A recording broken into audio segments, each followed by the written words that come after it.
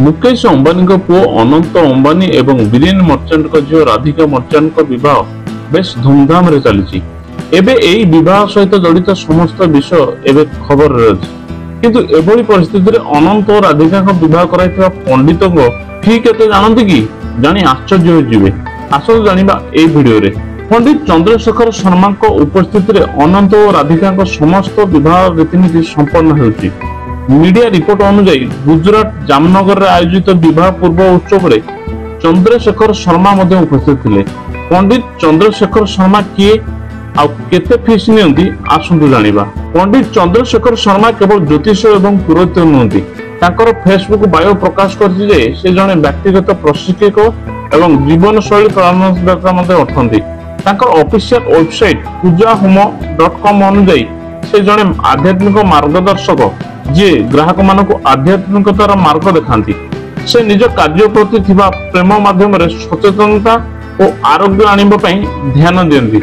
अन्य मानक मध्ये शिक्षा दियंती जे सेमाने किपरि सेमानक आध्यात्मिक सामर्थ्य बुद्धि करि परिबे। पूजा पर्व व्यतीत पंडित जी एक भल सुखी सुस्थ एवं समृद्ध जीवन पई मार्गदर्शन मध्ये करांती। पंडित चंद्रशेखर शर्मा फी विषय सटीक सूचना मिल नथिले मध्ये किंतु से बहुत अधिक फी आदाय करथिबार जणा पड़िछि।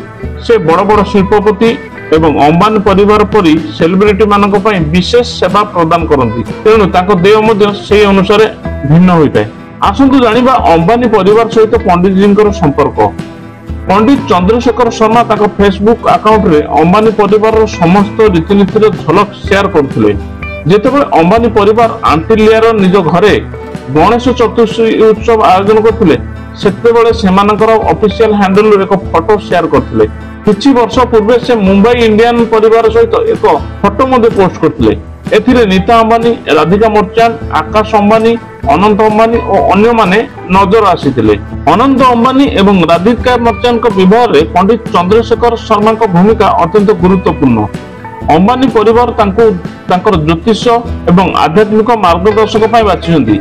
सेमानकर सेवा केवल धार्मिक भाव में विवाह उत्सव पर नुहे बरं एक आध्यात्मिक अनुभूति प्रदान करे। दर्शक बंधु जदि वीडियोटी भल लगे तेज लाइक शेयर कमेंट करूँ। आगक एभली नुआ नुआ वीडियो देखिए आम चैनल को सब्सक्राइब करूँ।